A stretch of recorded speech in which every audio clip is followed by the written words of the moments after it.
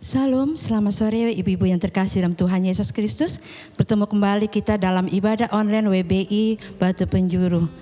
Puji Tuhan, Tuhan pertemukan kita walaupun melalui online. Kita percaya Tuhan Yesus ada bersama-sama dengan kita. Kita mau datang menyembah Dia karena kita percaya bahwa saat kita menyembah Dia, Dia ada dan ada di dalam kehidupan kita. Bapakku datang.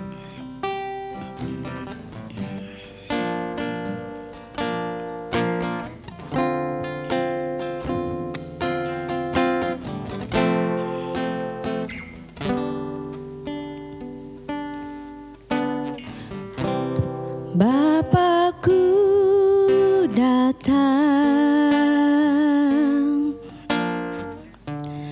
menyembahmu di sini. Ku percaya Kau ada bagiku.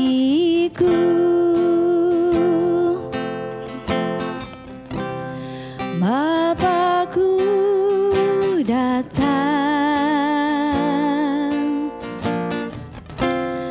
menyembahmu di sini.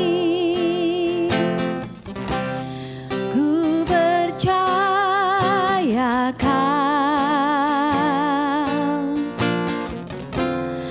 ada bagiku. Tak usah ku takut, sebab Kau sertaku. Tak usah ku bimbang, Kau di dalamku. Tak usah ku cemas, Kau penghiburku. Saat ku lemah, Kau kuatku.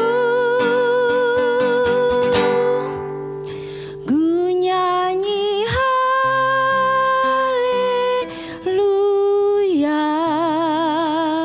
ku nyanyi haleluya.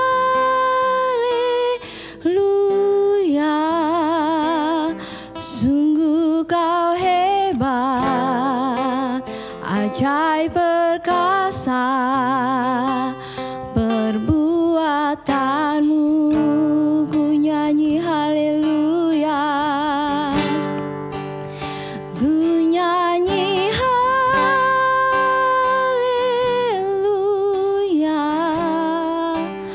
ku nyanyi haleluya.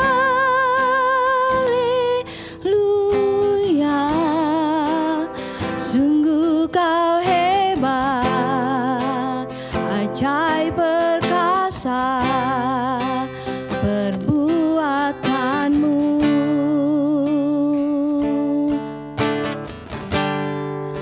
Di hidupku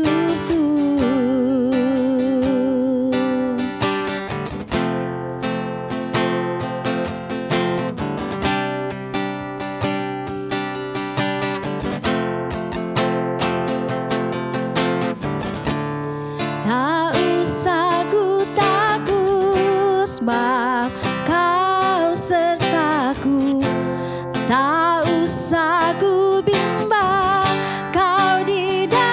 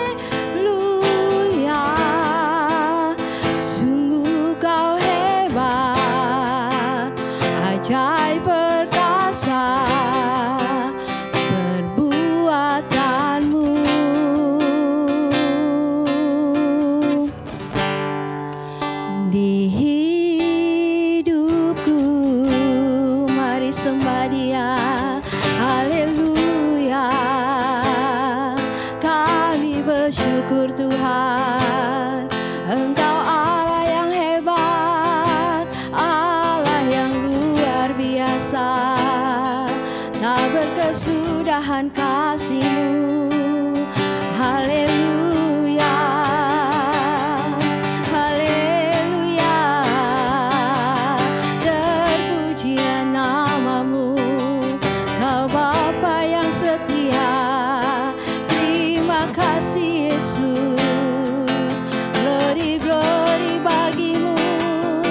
Haleluya, haleluya, haleluya,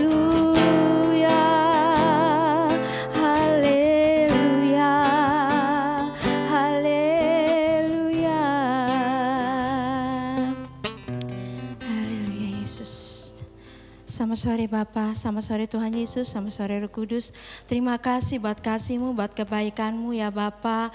Kalau Engkau menyertai kami Tuhan dalam setiap panjang hidup kami, dalam pribadi lepas pribadi Tuhan dalam kehidupan ini. Bapa, saat ini kami akan beribadah WBI Tuhan, persiapkan hati dan pikiran kami Tuhan untuk memuji dan menyembah-Mu. Engkau yang memberkati ibadah kami dari awal, pertengahan hingga akhirnya. Terima kasih Bapa, kami serahkan semuanya di dalam tangan pengasihan-Mu, di dalam nama Tuhan Yesus Kristus. Haleluya, amin. Apa kabar ibu-ibu yang terkasih dalam Tuhan Yesus Kristus? Yesusku maha dahsyat, yes, puji Tuhan. Kita akan terima sukacita surga yang daripada Tuhan, dan kita percaya bahwa bersamanya kita pasti akan jadi kuat, kita pasti akan jadi pemenang.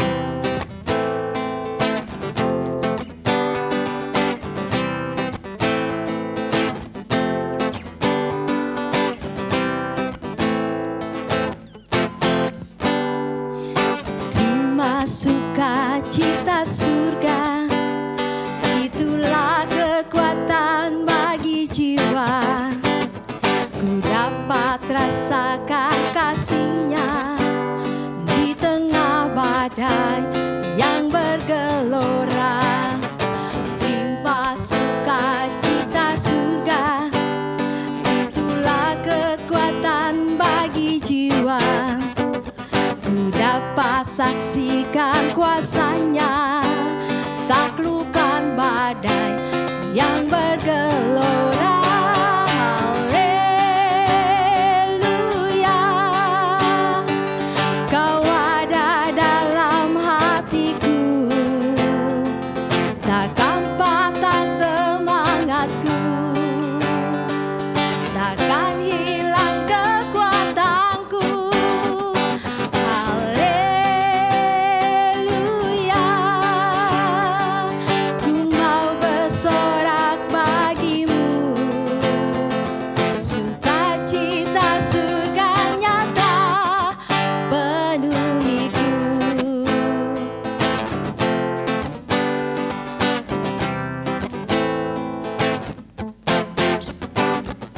Terima sukacita surga, itulah kekuatan bagi jiwa.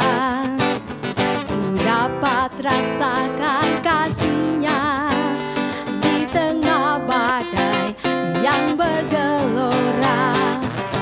Terima sukacita surga, itulah kekuatan bagi jiwa. Ku dapat saksikan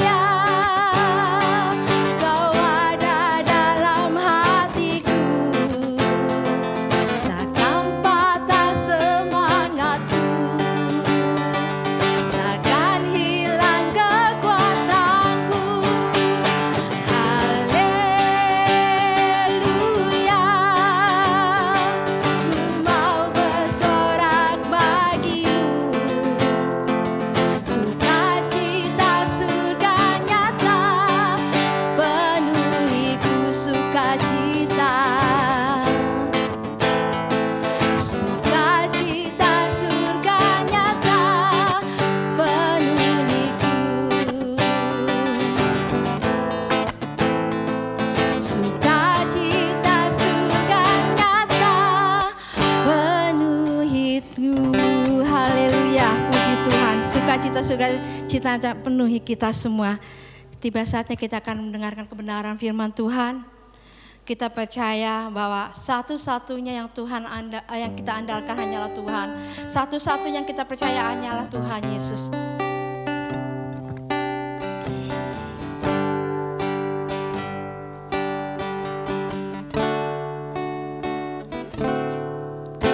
Engkau Tuhan yang setia, waktumu selalu yang terbaik. Engkau Tuhan sandaranku, dan ku hanya akan berharap padamu.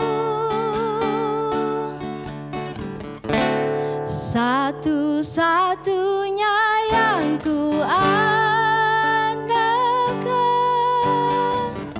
satu-satunya yang ku percaya. Engkau sumber kekuatan, sumber pengharapan, sumber kedamaian. Satu-satunya yang ku andalkan, satu-satunya yang ku percaya. Engkau Tuhan memberkati, Tuhan penyembuhku, Tuhan pemulihku. Katakan Engkau Tuhan yang setia. Engkau Tuhan yang setia, waktumu selalu yang terbaik. Engkau Tuhan sandaranku, dan ku hanya akan berharap padamu. Satu-satunya yang ku andalkan, satu-satunya yang ku percaya. Engkau sumber kekuatan, sumber pengharapan, sumber kedamaian. Satu-satunya yang ku andalkan, satu-satunya yang ku percaya. Engkau Tuhan memberkati, Tuhan penyembuhku, Tuhan pemulihku. Katakan Engkau Tuhan memberkati, Engkau Tuhan memberkati, Tuhan penyembuhku, Tuhan pemulihku. Engkau Tuhan memberkati, Engkau Tuhan memberkati, Tuhan penyembuhku, Tuhan pemulihku. Satu-satunya yang ku andalkan. Shalom ibu-ibu yang kasih Tuhan. Apa kabar? Yesus Maha Dahsyat. Yes. Senang sekali hari ini kita kembali berjumpa kembali. Sudah lama kita nggak ibadah WBI. Namun hari ini kita kembali beribadah secara online. Untuk sebelum kita memulai ibadah kita pada pagi hari ini, mari kita terlebih dahulu berdoa. Mari kita berdoa. Bapa di surga, terima kasih Tuhan untuk hari ini. Kami mengucap syukur bila hari ini kembali kami para wanitamu boleh Engkau himpunkan untuk bersama-sama beribadah dan merenungkan firman-Mu. Tuhan, bila sebentar kami mau duduk di bawah kaki-Mu Tuhan, dengan sungguh-sungguh kami mau merenungkan beberapa bagian dari firman-Mu. Tolong kami Tuhan, buat kami mengerti, biarlah firman-Mu bukan hanya sekedar berlalu begitu saja, tapi kami boleh mengingat-ingatnya, bahkan kami lakukan. Dari awal, pertengahan hingga akhir dari renungan hari ini, kami serahkan ke dalam tangan-Mu. Dalam nama Tuhan Yesus kami berdoa. Haleluya, amin. Ya, ibu-ibu yang dikasihi Tuhan, kita sudah setahun di rumah saja. Kita sudah setahun di rumah saja, itu artinya mengalami pandemik. Kita sulit beribadah secara langsung di masa-masa pandemik, masa-masa yang sulit ini. Mari hari ini kita bersama-sama merenungkan apa peranan kita sebagai wanita, fungsi dan peranan kita sebagai wanita di masa pandemik. Ada 4 hal yang hendak saya bagikan buat ibu-ibu di rumah. Mari bersama-sama kita menyimak. Tentu saja di dalam masa pandemik ini ada beberapa kita mengalami banyak kesulitan. Ya, saya percaya ada yang sudah setahun ini sudah bangkit dari kesulitannya, sudah bisa beradaptasi. Namun ada dari beberapa kita masih bergumul. Namun saya harap hari ini melalui firman yang kita renungkan, ibu-ibu sebagai wanita, sebagai istri, sebagai mama, sebagai orang tua boleh bersama-sama kembali dikuatkan sehingga kita kembali kepada fungsi dan peranan kita sebagai wanita. Pertama-tama ketika kita merenungkan masa pandemik ini, apa sih peranan saya dan ibu-ibu sekalian semuanya sebagai wanita? Ya, peranan kita sebagai wanita di masa pandemik ini adalah sangat besar. Pertama-tama peranan kita sebagai penolong. Wanita atau istri sebagai penolong itu ternyata sudah digariskan, sudah Tuhan atur sejak bumi diciptakan, sejak manusia pertama Adam dan Hawa. Hawa memiliki peranan yang sudah Tuhan berikan sejak manusia pertama, laki-laki dan perempuan pertama diciptakan. Kita lihat di dalam Kejadian 2 ayat 18. Saya bacakan Kejadian 2 ayat 18 mengat Allah berfirman. Tuhan Allah berfirman, tidak baik kalau manusia itu seorang diri saja. Aku akan menjadikan penolong baginya yang sepadan dengan dia. Jelas sekali Kejadian 2 ayat 18 mengatakan peranan kita, fungsi kita sebagai wanita sejak awal menjadi penolong buat suami kita. Penolong yang sepadan. Mengapa harus sepadan? Kalau enggak sepadan ada ketidakseimbangan.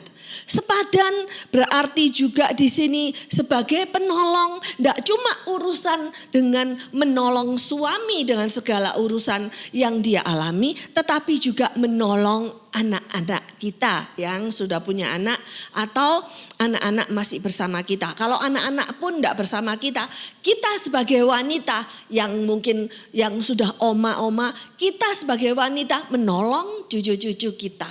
Nah, ibu-ibu yang dikasihi Tuhan, sebagai penolong terhadap suami, saudara, ibu-ibu tahu bahwa Di masa pandemik ini, suami-suami kita pun sama dengan suami-suami yang lain, sama dengan kita para wanita, para istri mengalami banyak pergumulan, baik di dalam pekerjaan, dalam pergumulan batinnya, mungkin bagaimana kebiasaan mereka selama ini bisa mungkin berolahraga secara teratur, sekarang tiba-tiba harus mengurangi atau bahkan tidak bisa sama sekali. Dan juga ibu-ibu coba pikirkan, ketika ayat ini Kejadian 2 ayat 18 mengatakan, aku akan menjadikan wanita sebagai penolong. Kita mungkin berpikir begini, kalau menjadi penolong berarti kita harus lebih kuat. Betul sekali. Seorang yang bisa menolong orang lain harus lebih kuat. Tapi tentu saja di sini bukan secara fisik kuatnya. Ya, secara garis besar sekalipun ada ya wanita-wanita yang lebih kuat. Tapi secara garis besar wanita itu lebih kuat, tidak bisa lebih kuat secara fisik dibanding suami kita atau laki-laki. Sehingga kita membutuhkan bantuan laki-laki misalnya untuk angkat beban yang berat, untuk betulin genteng bocor dan sebagainya. Sekalipun sekali lagi ada banyak wanita-wanita yang kuat luar dalam, yang bisa melakukan semua pekerjaan laki-laki. Tapi dalam hal ini sekali lagi saya mengingatkan, wanita yang kuat, yaitu wanita sebagai penolong suami kita, itu dibutuhkan karena pada dasarnya laki-laki atau suami ada bagian dari laki-laki yang tidak bisa diisi oleh apapun juga kecuali oleh seorang wanita yang adalah istrinya. Coba pikirkan ibu-ibu di rumah, kalau seorang istri ditinggal mati suaminya, dia harus membesarkan anak-anaknya sendirian. Kita temukan jarang sekali, meskipun ada juga ya, jarang sekali wanita ini mikir, aku enggak kuat, aku mau nikah lagi, aku butuh laki-laki. Enggak, jarang. Biasanya wanita akan merasa aku mampu, aku enggak bisa melupakan cinta pertamaku dengan suamiku yang sudah meninggal, aku enggak mau nikah lagi. Karena wanita itu kuat. Dia mampu menolong dirinya sendiri dan menolong anak-anaknya kalau suaminya udah meninggal. Nah, sebaliknya, ketika suami ditinggal mati oleh istrinya, mereka nggak kuat lama-lama sendirian. Mereka akan segera mencari pengganti istrinya. Sekalipun sekali lagi enggak semua. Ini hanyalah sebuah perumpamaan untuk ibu-ibu di rumah membandingkan. Jadi yang pertama, wanita itu adalah seorang penolong. Dia harus mampu menolong tidak hanya secara batin, secara psikologis, secara psikis, tapi juga menolong dari berbagai segi. Misalnya segi ekonomi. Suami kita perlu ditolong dari segi ekonomi ketika masa pandemik. Misalnya ibu-ibu, kalau suami kita, ada dari suami kita yang kehilangan pekerjaan karena pandemik. Yang usahanya harus gulung tikar, yang harus di PHK dan sebagainya. Wanita dibutuhkan sebagai penolong buat suaminya. Nah, kalau sebagai anak-anak bagaimana? Di masa pandemik sudah dicatat, sudah disurvei. Anak-anak pun sama-sama kita mengalami stres yang sama, mengalami pergumulan yang sama, sekalipun kapasitasnya beda. Kita enggak bisa, alah anak kecil, anak-anak masa stres apa di rumah, mama, papa mencukupi kebutuhan kalian. Enggak bisa stres, siapa bilang? Anak-anak juga bisa mengalami tekanan-tekanan yang mungkin kita sebagai orang tua tidak bisa membayangkan. Bagaimana yang selama ini anak-anak bisa bergaul dengan teman-temannya, ke sekolah atau bermain, tiba-tiba mereka gak boleh ketemu dengan teman-temannya. Bagaimana yang selama ini anak-anak bisa olahraga atau keluar dengan bebas, harus di rumah saja. Belum lagi ketika sekolah online, banyak sekali tugas-tugas yang diberikan. Anak-anak bisa mengalami stres seperti orang tua, seperti kita ibu-ibu. Karena itu anak-anak juga membutuhkan penolong. Membutuhkan wanita kita sebagai ibu-ibu untuk menolong mereka ketika anak-anak mengalami pergumulan. Dia harus di rumah. Belum lagi, ibu-ibu tahu nggak? Tentu saja anak-anak harus sangat berdekatan dengan gadgetnya, dengan internet. Sementara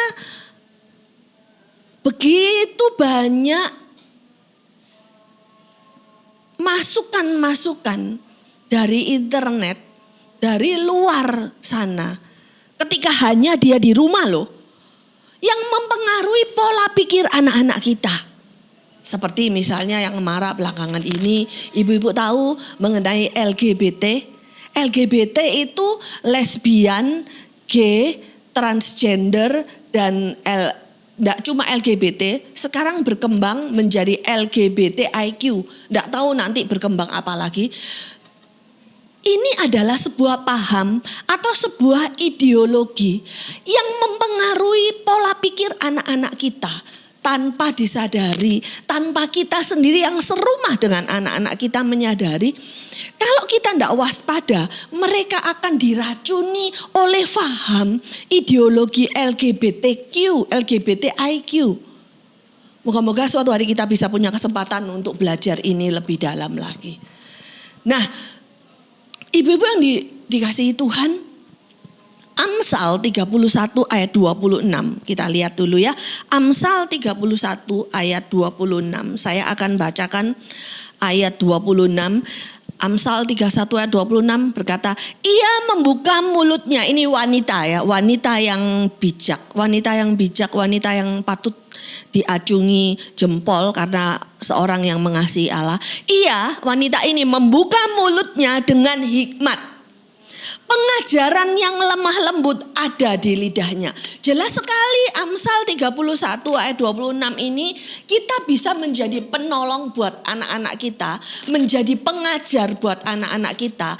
Meluruskan apa-apa yang bengkok, apa-apa yang tidak sesuai dengan firman Tuhan, yang sudah diterima oleh anak-anak kita, baik ketika chatting mereka dengan teman-temannya, baik ketika mereka bermain gadget dengan segala platform yang luar biasa banyaknya, atau game yang mereka ikuti. Wanita bisa dan mampu dan harus menjadi penolong buat anak-anaknya, buat anak-anak kita dengan menanamkan nilai-nilai rohani. Tidak boleh berhenti di masa pandemi ini. Nilai rohani itu harus terus ditanamkan ke anak-anak kita. Nah, yang berikutnya juga yang gak kalah pentingnya. Wanita itu harus tetap, sekalipun dia sebagai penolong, wanita harus tetap menghormati suaminya. Ya, yang kedua, wanita sebagai pendamping buat suaminya. Pendamping yang menghormati suaminya.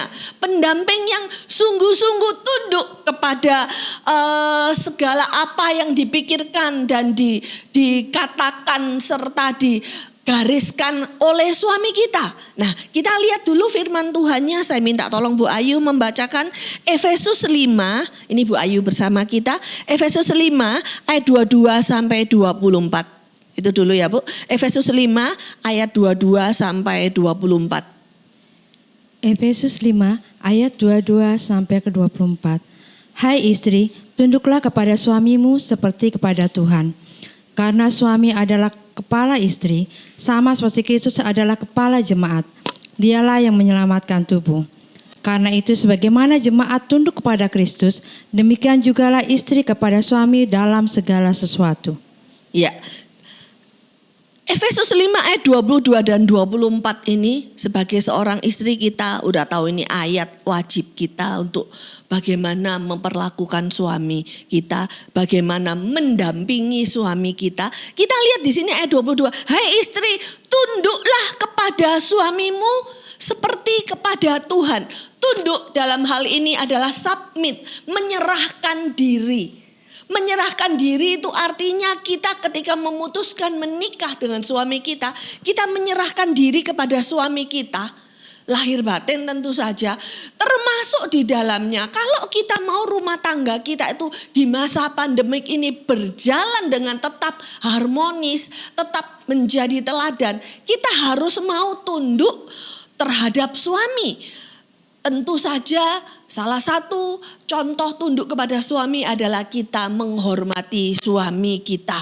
Menghormati dengan segala apa yang dia pikirkan dan dia putuskan. Karena suami harus pertama-tama pengambil keputusan di dalam keluarga. Hal ini juga tertuang sebagai pelengkap kita lihat. Bagaimanapun juga Efesus 5 ayat 33, bagaimanapun juga bagi kamu masing-masing berlaku, kasihilah istrimu. Ini kepada suami dikatakan, kasihilah istrimu seperti dirimu sendiri. Seperti dirimu sendiri, suami itu harus mengasihi istri seperti dirinya sendiri. Dan istri hendaklah menghormati suaminya. Ini Efesus 5 ayat 33, ayat 5 ini Efesus pasal 5 ini ditutup dengan ayat 33. Hendaklah istri menghormati suami. Nah, ibu-ibu yang dikasihi Tuhan, suami itu adalah leader, pemimpin di dalam keluarga.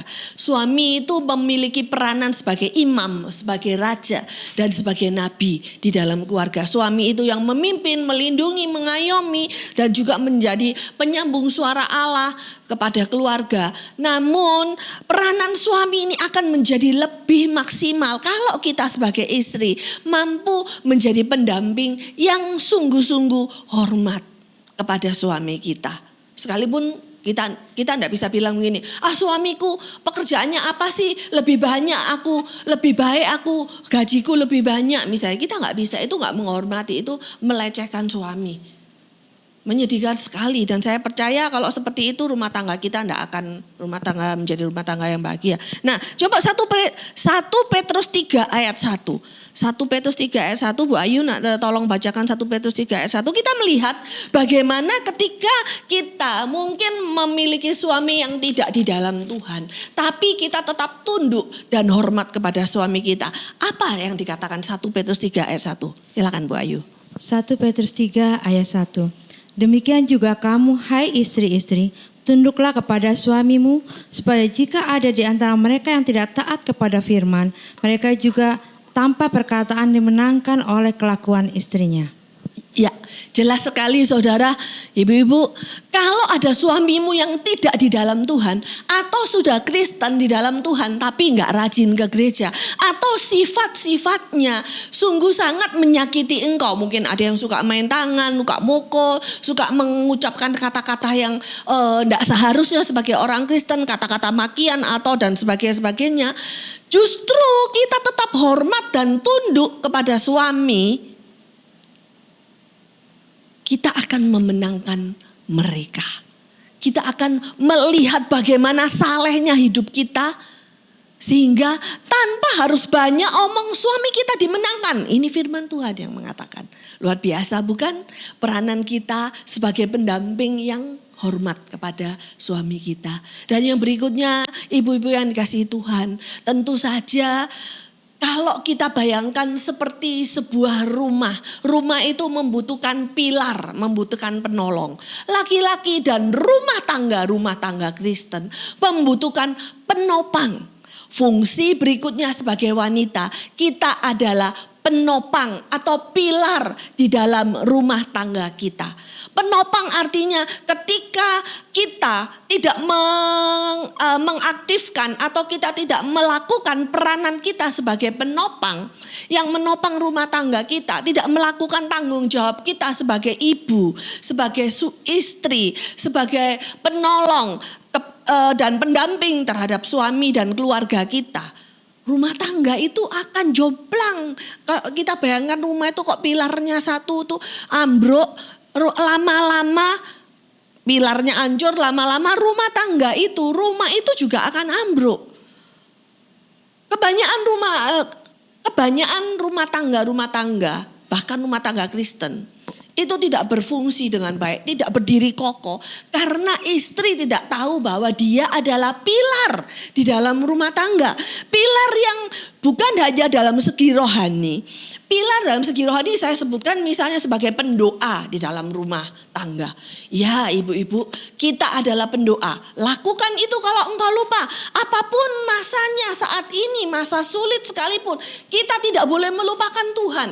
Kita adalah pilar doa buat keluarga kita. Selain sebagai pilar doa dalam segi rohani, tadi kita mengajar anak-anak kita, itu pilar berikutnya. Kita menopang suami kita, itu pilar yang lain. Kita juga bisa menopang suami kita. Tadi udah disebutkan juga dalam segi ekonomi.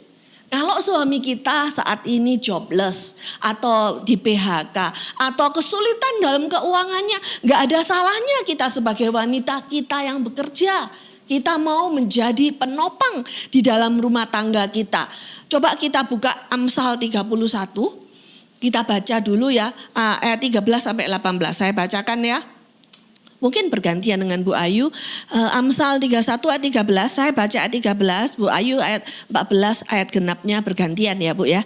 Saya bacakan Amsal 31 ayat 13. Amsal 31 ayat 13. Ibu-ibu di rumah catat dan ikuti di Alkitab masing-masing ya.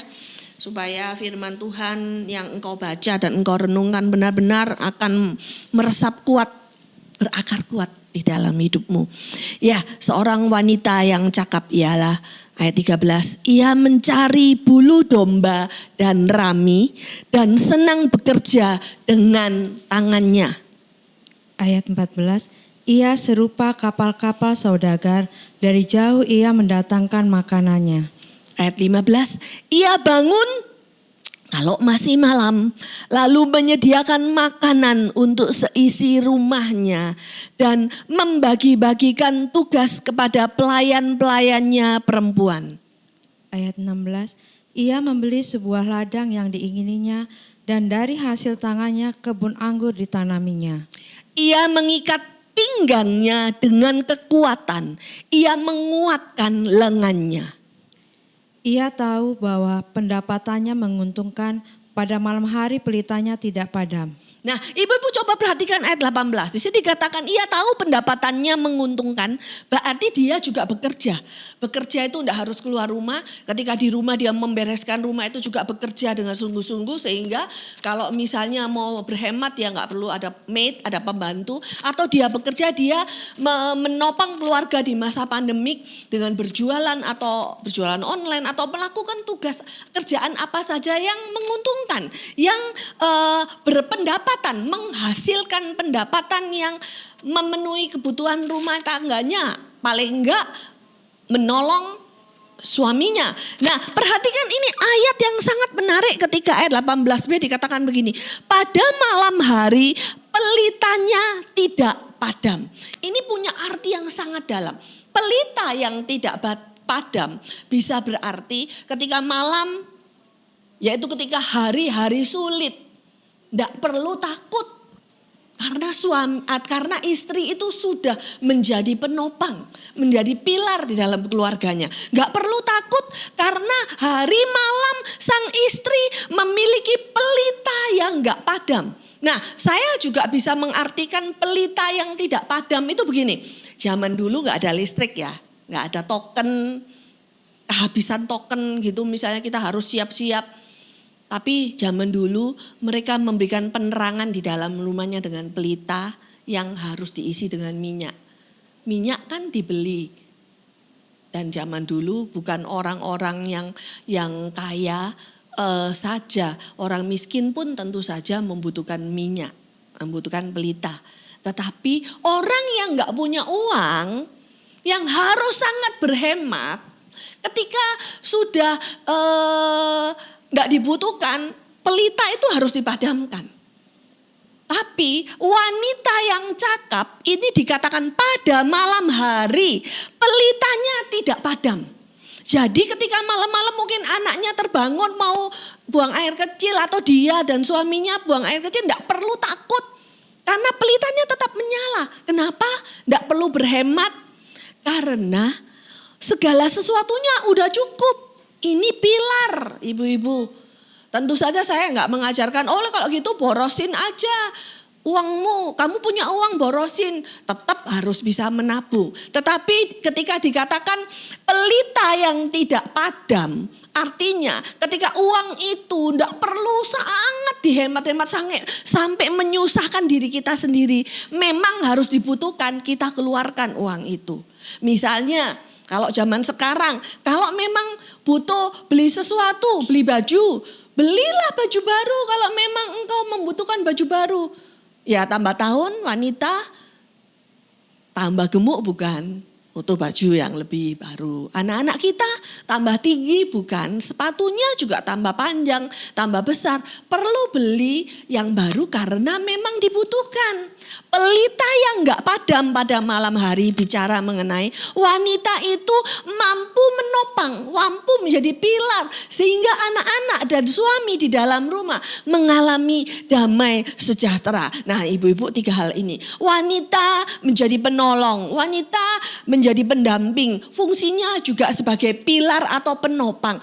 Ini tidak mudah, tidak mungkin bisa kita lakukan kalau wanita tidak berdamai dengan dirinya sendiri. Wanita terlebih dahulu harus menghargai dirinya sendiri sebagai seorang pribadi yang sempurna di hadapan Tuhan. Sebelum dia mencapai hal ini, wanita tidak akan bisa maksimal menjadi penolong, pendamping atau penopang.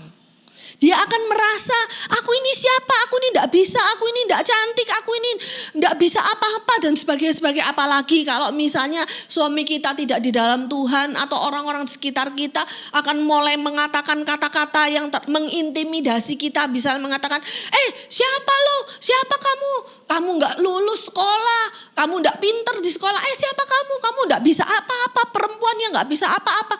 Misalnya ketika kita mendengarkan atau mengaminkan intimidasi negatif di sekitar kita, saya percaya kita tidak bisa menjadi penolong atau pendamping, bahkan penopang buat keluarga kita. Kita pun ikut terpuruk. Karena itu saya mengajak yang terakhir buat ibu-ibu di rumah. Ingat, kita ini berharga di mata Tuhan. Amsal 31 ayat 10. Ya, saya bacakan bersama-sama dengan Bu Ayu ya. Bu Ayu kita bacakan bersama-sama. Amsal 31 ayat 10. Apa kata Amsal untuk wanita yang cakap? 3, 2, 1. Istri yang cakap, siapakah akan mendapatkannya? Ia lebih berharga daripada apa? Permata. Istri itu adalah permata di dalam rumah tangga. Wanita, engkau adalah permata di dalam hidupmu. Engkau itu permata. Permata itu sesuatu yang berharga, yang mulia, yang indah, yang bisa menghiasi rumah tanggamu. Sehingga orang di dalam rumah tanggamu melihat engkau itu sungguh berharga. Ada mama, ada suami, itu membuat aku bahagia.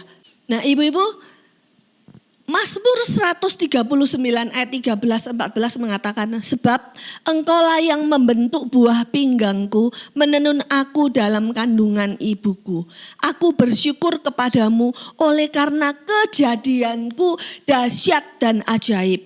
Ajaib apa yang kau buat dan jiwaku benar-benar menyadarinya. Mazmur 139 ayat 13-14 ini berlaku juga buat kamu, ibu-ibu yang di rumah dan yang ada di studio ini. Kita itu berharga di mata Allah seperti permata. Bahkan dikatakan lebih dari itu. Allah sendiri membentuk buah pinggang kita. Allah sendiri menenun kita sejak dari kandungan kita. Karena itu perlu kita ingat, kita ini berharga di mata Tuhan. Bolehlah ketika ada wanita yang berkata, aku butuh me time, aku butuh waktu untuk diriku sendiri. Perlulah ibu-ibu kita mengasah atau memoles permata kita. Ya, enggak harus, kalau yang enggak punya uang, yang enggak harus ke salon. Kalau enggak punya uang ya enggak harus manicure pedicure. Kalau bisa dilakukan sendiri, lakukan sendiri di rumah. Kalau kita bilang aku harus punya me time, kumpul dengan teman-teman. Kalau itu enggak mengganggu dan tanggung jawabmu sebagai ibu rumah tangga sudah kau kerjakan, ya enggak ada salahnya kita punya me time.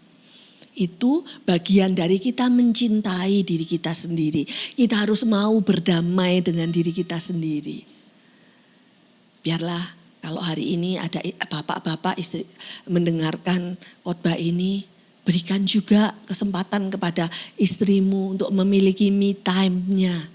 Waktu untuk bertemu dengan teman-temannya. Waktu untuk memoles dirinya. Kalau enggak punya uang ya jangan memaksakan. Kalau enggak punya uang enggak usah traktir-traktir. Tapi kalau engkau punya uang lebih, enggak ada salahnya itu engkau lakukan. Asalkan engkau tahu tanggung jawabmu. Asalkan engkau tahu bahwa yang paling penting di atas segala-galanya, engkau itu berharga di mata Tuhan dan mulia. Sekali lagi, ketika engkau ingat bahwa engkau itu permata, engkau mampu melakukan fungsimu sebagai penolong, sebagai pendamping, dan sebagai penopang di dalam keluargamu. Biarlah firman Tuhan hari ini memberikan kekuatan kepada kita ibu-ibu. Di masa pandemik tidak ada yang sulit ketika kita ingat akan firman Tuhan. Apa yang sudah kita dengar, kita lakukan. Mari kita berdoa. Bapa di surga, terima kasih Tuhan kalau kami ini adalah permata. Sebuah perhiasan yang lebih dari permata. Karena kita ini berharga di mata-Mu Tuhan. Bahkan di dalam keluarga kami adalah pilar. Kami adalah penolong dan kami adalah pendamping yang akan sangat mempengaruhi kehidupan rumah tangga kami. Terima kasih kami mengucap syukur siapapun kami, apapun peranan kami di dalam kehidupan kami saat ini sebagai istri, sebagai ibu, sebagai oma, sebagai apapun kita di dalam keluarga kita, bahkan di dalam pekerjaan kita. Kami mengucap syukur Tuhan karena Engkau ada bersama dengan kami. Engkau yang menguatkan kami, Engkau yang membuka wawasan kami. Sehingga semakin hari kami semakin menyadari betapa indahnya hidup bersama Engkau Tuhan. Biarlah Tuhan firman-Mu hari ini sekali lagi memberikan kekuatan kepada kami. Sehingga kami tetap kuat melewati hari-hari di depan kami. Menolong, menopang dan mendampingi suami dan anak-anak kami. Terima kasih Tuhan untuk firman-Mu. Kami mengucap syukur di dalam nama Tuhan Yesus Kristus. Amin. Baiklah ibu-ibu yang dikasihi Tuhan. Kita sudah mengakhiri ibadah WBI kita pada sore hari ini. Ada beberapa warta yang tidak saya sampaikan. Pertama-tama ada kabar gembira. Kita bisa ibadah WBI kembali di gereja. Sekalipun tentu saja dengan protokol kesehatan yang sangat ketat. Jangan lupa nanti tetap bawa masker, cuci tangan terlebih dahulu sebelum masuk ke ruangan ibadah. Kita hanya dibatasi, tapi saya lihat gereja kita cukup besar.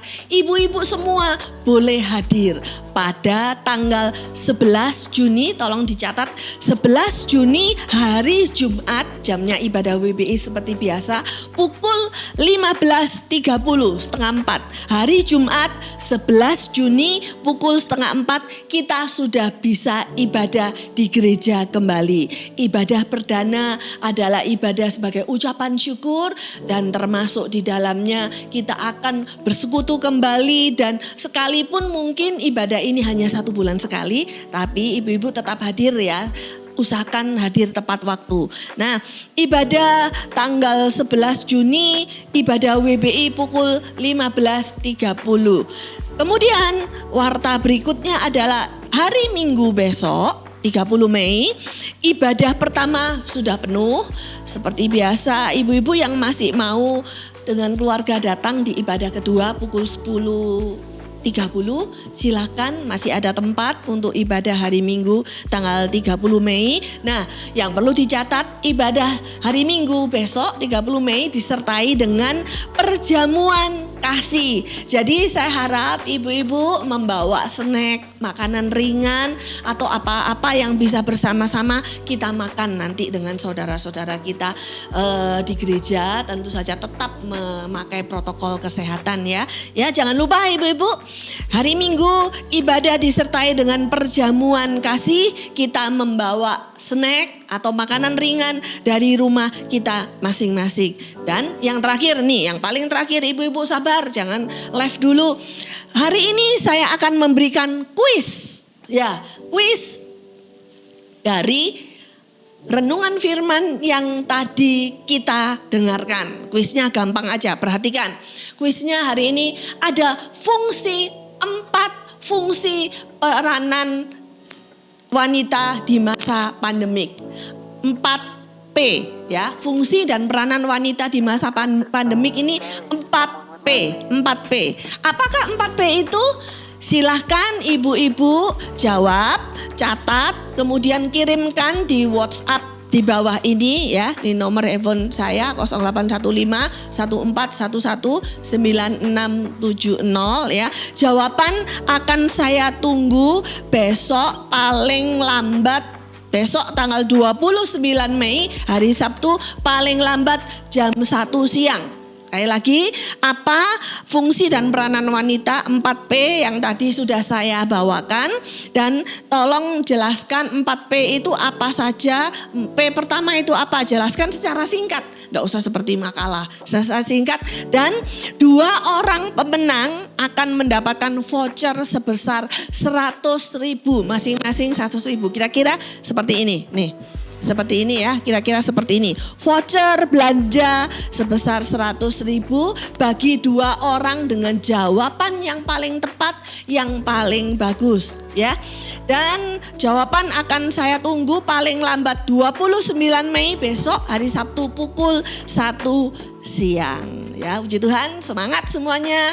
Tuhan Yesus memberkati. Mari ibu-ibu yang dikasihi Tuhan, kita akan mengakhiri ibadah WBI kita pada sore hari ini. Kalau engkau yang masih duduk, saya undang engkau bangkit berdiri. Kita akan menerima doa berkat.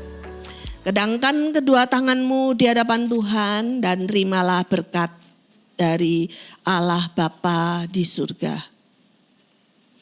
Berkat kasih karunia dan damai sejahtera dari Allah Bapa, pertolongan dari Tuhan Yesus Kristus, penghiburan dari Roh Kudus akan menyertai engkau ibu-ibu mulai dari hari ini sampai Maranatha, Dia datang menjemput engkau kembali.